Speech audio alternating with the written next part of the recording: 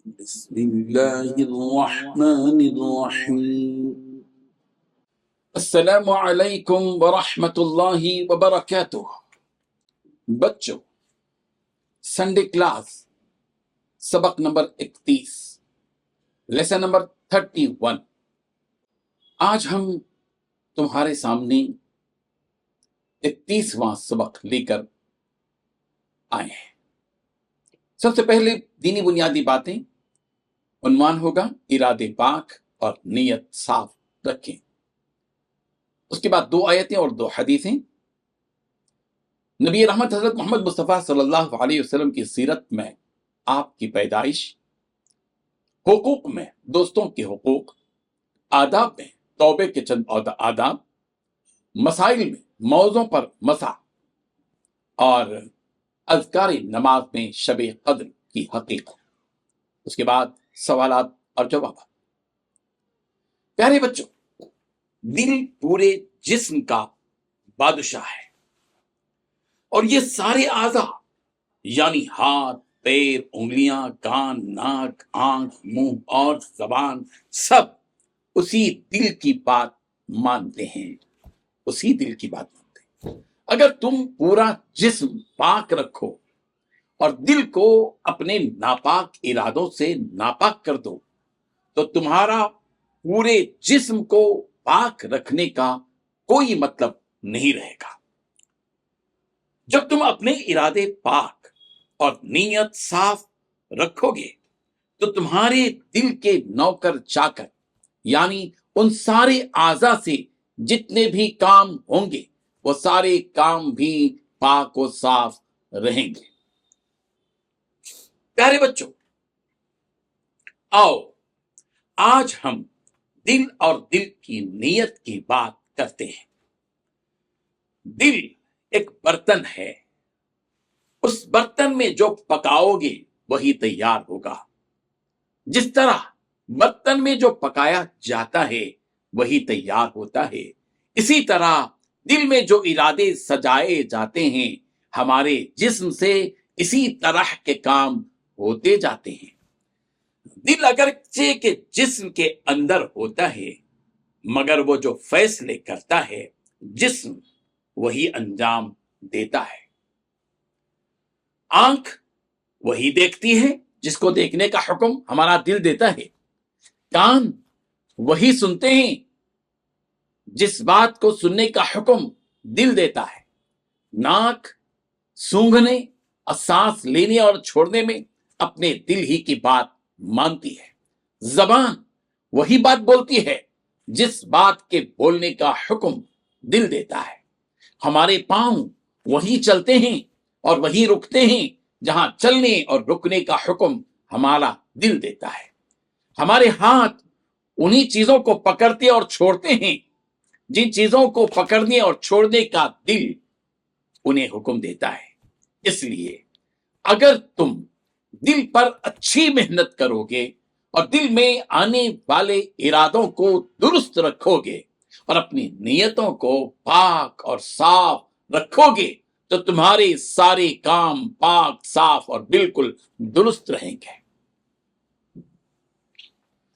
پیارے بچوں، اپنے دل کو چھوٹا مت رکھو بلکہ اپنے دل کو کشادہ رکھو، بڑا رکھو۔ اگر تم نے اپنے دل کو چھوٹا رکھا تو تم سے بڑے کام نہیں ہو پائیں گے۔ اگر تم چاہتے ہو کہ آگے چل کر ایک بڑے انسان بنو تو تم کو چاہیے کہ تم اپنا دل بڑا رکھو۔ بڑے دل والوں سے بڑے کام ہوتے ہیں اور چھوٹے دل والوں سے چھوٹے کام ہوتے ہیں۔ جن کے دل پاک ہوتے ہیں ان سے پاک اور اچھے کام انجام پاتے ہیں، اور جن کے دل ناپاک اور خراب ہوتے ہیں ان سے خراب اور ناپاک کام ہوتے ہیں۔ اس لیے اپنے دل کو بڑا رکھو اور آئینے کی طرح اپنے دل کو صاف رکھو۔ تم اپنے دل میں دوسروں کو فائدہ پہنچانے کا پختہ ارادہ رکھو۔ اللہ تم کو اس قابل بنائیں گے کہ تم سے لوگوں کو فائدہ ہوگا اور تم سے ایسے کام لیں گے جن کاموں سے لوگوں کا فائدہ ہوگا۔ پیارے بچوں، तुम्हारे अच्छे इरादे और तुम्हारी पाक नीयत की वजह से लोगों का फायदा होगा, और तुम्हारे नापाक इरादे और खराब नीयत से लोगों का नुकसान होगा। तुम्हारी अच्छाई और सच्चाई तुम्हारे दिल के इरादों पर मौकूफ है। अगर तुम्हारे दिल के इरादे अच्छे और सच्चे हैं तो तुम अच्छे और सच्चे हो, और अगर तुम्हारे दिल के इरादे खराब और झूठे हैं तो तुम समझो कि तुम भी खराब और झूठे हो।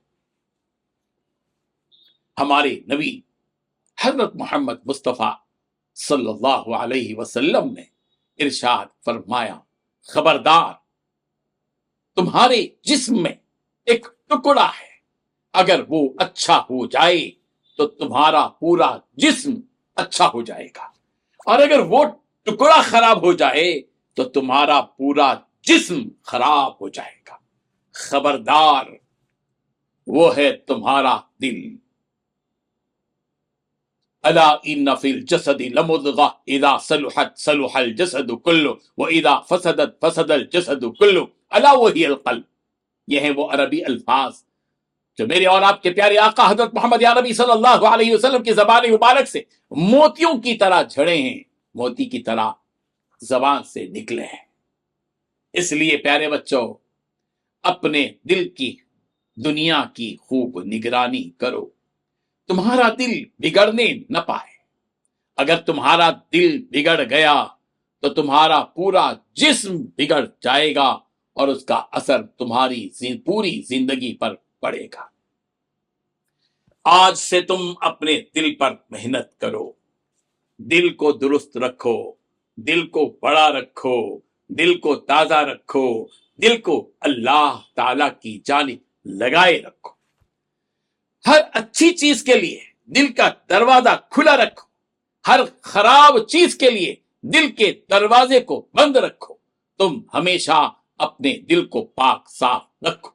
यकीनन दिल में तरह तरह के ख्यालात आ जाते हैं, तुम अपने बुरे ख्यालात को दिल में पलने का मौका मत दो। दिल में हर अच्छी चीज जमी हुई रहे और हर खराब चीज से अपना दिल दूर रहे। यह है वो पैगाम जो हम आज के दर्स से देना चाहते हैं। बच्चों, 2 आयतें और 2 हदीसें पेश हैं तर्जुमे और मतलब के साथ। गौर से सुनो, ये अल्लाह का कलाम है, ये आसमान से उतरी हुई बातें हैं। सूरह हामीम अस-सजदा की आयत नंबर 34 रब्बुल जलाल ने इरशाद फरमाया, इदफा बिल्लती हिया अहसन, तुम बुराई का दिफा ऐसे तरीके से करो जो बेहतरीन हो। क्या मतलब है इसका? इसका मतलब यह है कि अगर कोई हमको गाली दे तो हम उसके बदले में उसको तोहफा दें। अगर कोई हमको बेइज्जत करने की कोशिश करे तो हम उसकी इज्जत अफजाई करें। बुराई का बदला भलाई से दो। सूरतुल आराफ आयत नंबर 200 रब्बुल जलाल ने इरशाद फरमाया, व इम्मा यंज़गन्नक मिनश शैतानी नज़गुन फस्तइज़ बिल्लाह, अगर शैतान की तरफ से तुम्हारे दिल में किसी तरह का वसवसा पैदा हो तो अल्लाह से मांगो। शैतान तरह तरह के वसवसे हमारे दिल में डालता है। उन वसवसों का इलाज ये है कि हम अपने मेहरबान परवरदिगार से इस सिलसिले में पनाह मांगे। 2 हदीसें पेश है। इब्न माजा की रिवायत है, रसूल रहमत सल्लल्लाहु अलैहि वसल्लम ने इरशाद फरमाया, तलबुल इल्मी फरीज़तुन अला कुल्ली मुस्लिमिन व मुस्लिमा, इल्म का हासिल करना हर मुसलमान मर्द और औरत पर फर्ज है। अल्लाह ताला ने कुरान मजीद और अहादीस शरीफा से मुतालिक जो इल्म इस उम्मत को अता किया है, हमें उस इल्म की कदर करनी चाहिए और इस इल्म को हासिल करना चाहिए, इसलिए कि इल्म का हासिल करना हर मुसलमान मर्द और औरत पर फर्ज है। दूसरी हदीस, रसूल रहमत सल्लल्लाहु अलैहि वसल्लम ने इरशाद फरमाया, इत्तक़ु ज़ुल्म, जुल्म से बचो। इस्लाम ने हमें इंसाफ और एहसान का हुक्म दिया है और एक दूसरे पर जुल्म करने से रोका है। ہمارے نبی حضرت محمد مصطفیٰ صلی اللہ علیہ وسلم نے ارشاد فرمایا کہ ظلم سے بچو، یعنی کسی پر بھی ظلم ہرگز مت کرو۔ پیارے بچوں، سیرت رسول رحمت صلی اللہ علیہ وسلم کا سلسلہ سنڈے کلاس میں چل رہا ہے، اور آج ہم رسول رحمت صلی اللہ علیہ وسلم کی پیدائش پر گفتگو کرتے ہیں۔ رسول رحمت صلی اللہ علیہ وسلم بہار کے موسم میں پیر کے دن 9 ربیع الاول عام الفیل کے سال 22 اپریل 571 سن عیسوی طلوع آفتاب سے پہلے پیدا ہوئے۔ روایتوں میں 12 ربیع الاول بھی پیدائش کی تاریخ لکھی گئی ہے۔ رسول رحمت صلی اللہ علیہ وسلم کی ولادت سے چند ماہ پہلے آپ علیہ الصلوۃ والتسلیم کے والد عبداللہ کا انتقال ہو گیا۔ آپ اپنے والدین کے اکلوتے بیٹے ہیں۔ آپ صلی اللہ علیہ وسلم کی پیدائش کی خبر سنتے ہی دادا عبد المطلب بہت خوش ہوئے، گھر میں آئے۔ جس وقت عبد المطلب کو آپ صلی اللہ علیہ وسلم کی ولادت کی اطلاع ہوئی، عبد المطلب حتیم میں بیٹھے ہوئے تھے، اور آپ صلی اللہ علیہ وسلم کو بیت اللہ میں لے گئے اور دعا مانگ کر واپس لائے۔ 7ویں دن عقیقہ کیا اور قریش کے لوگوں کو دعوت دی۔ آپ صلی اللہ علیہ وسلم کی والدہ حضرت آمینہ رضی اللہ عنہا فرماتی ہیں کہ جب آپ صلی اللہ علیہ وسلم کی ولادت ہوئی تو میرے جسم سے ایک نور نکلا جس سے ملک شام کے محل روشن ہو گئے۔ میرے بچوں، بندوں کے حقوق، اس عنوان پر آج ہم دوستوں کے حقوق بیان کرتے ہیں۔ اسلام میں دوستی کے بھی آداب ہیں۔ ہم جس سے چاہیں دوستی کریں ایسا نہیں ہے، بلکہ اس کی بھی چند شرطیں ہیں۔ جس سے دوستی کرنے کا ارادہ ہو، پہلے یہ دیکھ لیں کہ اس کا عقیدہ درست ہے یا نہیں، اس کے اعمال اچھے ہیں یا نہیں، اس کے اخلاق اور معاملات صاف اور پاک ہیں یا نہیں۔ جب تم ان تمام باتوں میں اطمینان ہو جائے تو پھر دوستی کا ہاتھ بڑھائیں۔ برے دوستوں کی صحبت سے بچنا چاہیے۔ دوستوں سے راحت ملتی ہے، لیکن یہ اسی وقت ممکن ہے جبکہ دوست سنجیدہ اور نیک ہوں۔ دوست سے کوئی ناموافق بات پیش آ جائے تو معاف کر دیں، کوئی نا اتفاقی ہو جائے تو فوراً گفتگو کے ذریعے اس کی صفائی کر دیں تاکہ دوستی دشمنی میں نہ بدلے۔ دوستوں کی خیر خواہی یعنی بھلائی چاہنا چاہیے۔ دوستوں سے اہم معاملات میں مشورہ بھی کرنا چاہیے، لیکن ایک بات یہ بھی یاد رہے کہ دوستوں کو ماں باپ اور بھائیوں سے زیادہ اونچا مقام نہیں دینا چاہیے۔ دوستی کا یہ مطلب نہیں ہے کہ دوستوں کے ساتھ دن رات آوارہ گردی کریں، اپنا وقت بیکار کریں اور اپنی تعلیم سے توجہ ہٹا لیں، بلکہ دوستی کو تعلیم میں ترقی کا ذریعہ بنا لیں۔ زندگی گزارنے کے آداب، اور آج ہم توبے کے چند آداب بیان کریں گے۔ جب توبہ کریں رب ذوالجلال کے سامنے تو اس کے بھی کچھ آداب ہیں۔ تمام گناہوں سے توبہ کرنا چاہیے۔ دوسری بات، توبہ میں جلدی کرنا چاہیے۔ تیسری بات، توبہ کرنے والے گنہگار کو اس کے گناہوں پر تانا نہیں دینا چاہیے۔ چوتھی بات، توبے کا دروازہ بند ہونے سے پہلے توبہ کرنا چاہیے۔ پانچویں بات، ہمیشہ توبہ کرتے رہنا چاہیے۔ چھٹی بات، گناہ اور معصیت پر شرمندہ ہونا چاہیے۔ ساتویں بات، پچھلی عبادات کی قضا کرنا چاہیے اور توبے کے بعد اعمال خیر شروع کر دینا چاہیے۔ آٹھواں ادب، گناہ کو چھوڑ دینا چاہیے۔ نواں ادب، اللہ سبحانہ وتعالی کے سامنے عاجزی کرنا چاہیے۔ دسواں ادب، دوبارہ گناہ نہ کرنے کا پختہ ارادہ کرنا چاہیے۔ پیارے بچوں، شریعت کے مسائل میں آج ہم موضوع پر مسح کا بیان اس پر بات کرتے ہیں۔ 3 قسم کے موضوع پر مسح جائز ہے۔ اول، چمڑے کے موضع جن سے پاؤں ٹخنوں تک چھپے رہیں۔ دوسرے، وہ اونی سوتی موضع جن میں چمڑے کا تلا لگا ہوا ہو۔ تیسرے، وہ اونی سوتی موضع جو اس قدر موٹے اور گاڑے ہوں کہ خالی موزے پہن کر 3-4 میل راستہ چلنے سے بھی نہ پھٹے۔ جب وضو کر کے یا پاؤں دھو کر موزے پہنے ہوں، پھر وضو ٹوٹنے کی حالت میں موزے پہنے ہوئے ہوں، اس وقت موزوں پر مسح جائز ہے۔ اگر آدمی اپنے گھر یا رہنے کی جگہ ہو تو 1 دن اور 1 رات موزوں پر مسح کرے، اور سفر میں ہو تو 3 دن 3 رات تک مسح جائز ہے۔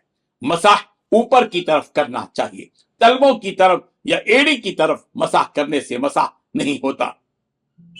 ہاتھ کی انگلیاں پانی سے بھگو کر 3 انگلیاں پاؤں کے پنجے پر رکھ کر اوپر کی طرف کھینچے، انگلیاں پوری رکھے، صرف ان کے سرے رکھنا کافی نہیں۔ اگر موضع اتنا پھٹ گیا کہ پاؤں کی 3 چھوٹی انگلیوں کے برابر پاؤں کھل گیا یا چلنے میں کھل جاتا ہو تو اس پر مسح جائز نہیں، اور اس سے کم پھٹا ہو تو جائز۔